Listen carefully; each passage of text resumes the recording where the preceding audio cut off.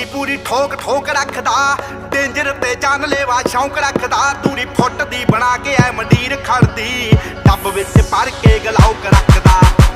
ਟਿੱਕੀ ਪੂਰੀ ਠੋਕ ਠੋਕ ਰੱਖਦਾ, ਡੇਂਜਰ ਤੇ ਜਾਨਲੇਵਾ ਸ਼ੌਂਕ ਰੱਖਦਾ। ਦੂਰੀ ਫੁੱਟ ਦੀ ਬਣਾ ਕੇ ਐ ਮੰਡੀਰ ਖੜਦੀ, ਡੱਬ ਵਿੱਚ ਭਰ ਕੇ ਗਲਾਉਕ ਰੱਖਦਾ। ਓ ਖੂਨ ਨੂੰ ਦਲੇਰੀ ਰਹਿੰਦੀ ਪੰਪ ਕਰਦੀ, ਲੋ ਰਾਈਡਰ ਸੜਕੀ ਉੱਤੇ ਜੰਪ ਕਰਦੀ।